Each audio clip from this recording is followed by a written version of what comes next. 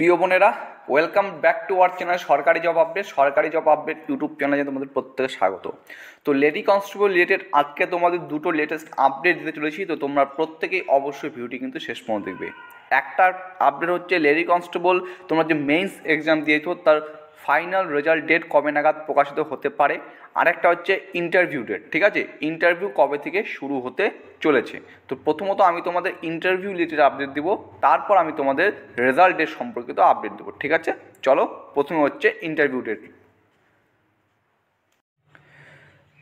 চলো, প্রথমত তোমাদের ইন্টারভিউ রিলেটেড আপডেট দিতে চলেছি। তো detailment of officer and force of 6 range recruitment boards for checking document during interview for recruitment of the post of lady constable in West Bengal police 2023। তো তোমরা এখানে যদি একটু ভালো করে লক্ষ্য করো, তো এখানে তোমরা ভালো করে লক্ষ্য করতে পারছো আশা করছি। এখানে তোমাদের কটা রেঞ্জের ইন্টারভিউ হতে চলেছে? 6টা। প্রেসিডেন্সি রেঞ্জ রিক্রুটমেন্ট বোর্ড 1, তারপরে বলছে Presidency range recruitment board 2, Jalpaiguri range recruitment board, Medinipur range recruitment board, Bardhaman range recruitment board এবং মুর্শিদাবাদ রেঞ্জ রিক্রুটমেন্ট বোর্ড, ঠিক আছে। Venue and address of interview ঠিকানা দেওয়া আছে এবং শিডিউল অফ ইন্টারভিউ। তোমাদের যে ইন্টারভিউ সেটা কিন্তু 22শে ফেব্রুয়ারি থেকে শুরু হতে চলেছে এবং এটা চলবে 29শে ফেব্রুয়ারি পর্যন্ত। এবং মাঝখানে তোমরা দেখতে পাচ্ছ 24, 25, 26 এই তিনটা ডেট কিন্তু, এই তিনটা দিন কিন্তু ইন্টারভিউ বন্ধ থাকবে, ঠিক আছে। এক্সেপ্ট দেখো 24/2/2024 টু 26/2/2024, বাকি 22 ফেব্রুয়ারি থেকে তোমাদের ইন্টারভিউ শুরু হচ্ছে, যেটা চলবে হচ্ছে 29শে ফেব্রুয়ারি পর্যন্ত। এই হচ্ছে ইন্টারভিউ রিলেটেড ছোট্ট আপডেট। এবার হচ্ছে তোমাদের মেইনস এক্সামের রেজাল্ট ডেট কবে নাগাদ প্রকাশিত হতে পারে সেটা। চলো, এবার সবথেকে যেটা গুরুত্বপূর্ণ প্রশ্ন সেটা হচ্ছে মেইনস এক্সামের রেজাল্ট কবে নাগাদ প্রকাশিত হতে পারে, ঠিক আছে।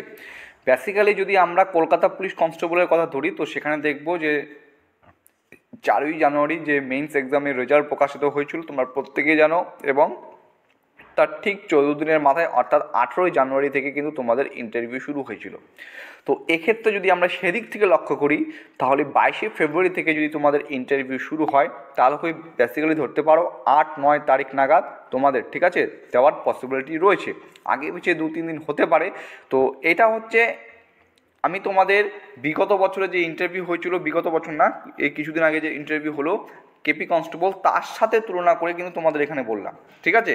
এই রিলেটেড যদি কোনো আপডেট আমি পেয়ে থাকি, আমি তোমাদের সেক্ষেত্রে বললাম যে যেদিনকার তোমাদের মেইনস এক্সাম রেজাল্ট প্রকাশিত হয় তার ঠিক 14-15 দিনের মাথায় তোমাদের ইন্টারভিউ সংগঠিত হয়ে থাকে। কেপিকে দেখেছো বা এর আগেও যে কিছু পরীক্ষা হয়েছিল সেক্ষেত্রেও আমরা এরকম দেখেছি।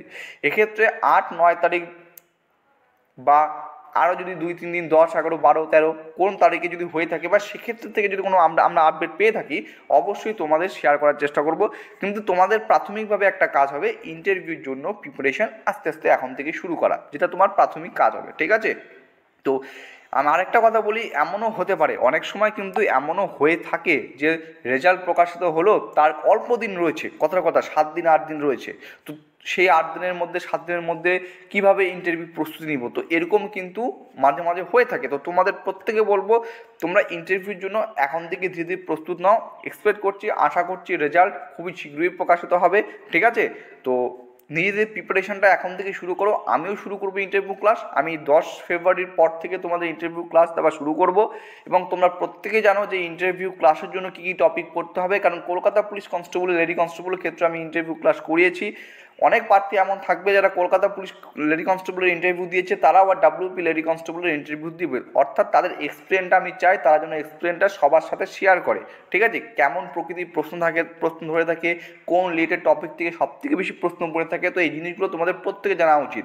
এবং একটা কথা বলে রাখি, ইন্টারভিউর জন্য তোমরা কিন্তু কেউ ঘাবড়াবে না। বাবা ইন্টারভিউ রয়েছে, কী করবো, ঘাবড়ানোর কোনো দরকার নেই। কিছু কিছু পয়েন্ট রয়েছে, কিছু কিছু টপিক রয়েছে, সেগুলো একটু দেখে যাবে, জেনে যাবে, ব্যাস হতটুকুই। তাছাড়া তোমরা প্রত্যেকে জানো যারা এবার এক্সাম দিয়েছে, এক্সাম দেওয়ার পর সিলেক্টেড হয়েছে, ইন্টারভিউ দিয়েছে কলকাতা পুলিশের, তাদের কাছ থেকে তুমি তাদের অভিজ্ঞতা শুনে নেবে। তাহলে দেখবে কতটা কেমন প্রশ্ন বা কীরকম তারা ফিলিং করেছে, ঠিক আছে। ইন্টারভিউ যে পরিবেশ সেখানকার, তারা কতটা মানিয়ে নিতে পেরেছে তাদের কাছ থেকে অবশ্যই জানতে পারবে। চলো, আজকের ভিডিওটি এতটুকু ছিল। ভিডিওটি ভালো লাগলে লাইক করবে, নতুন হয়ে থাকলে চ্যানেলটিকে সাবস্ক্রাইব করে অবশ্যই পাশে থাকার চেষ্টা করবে। জয় হিন্দ।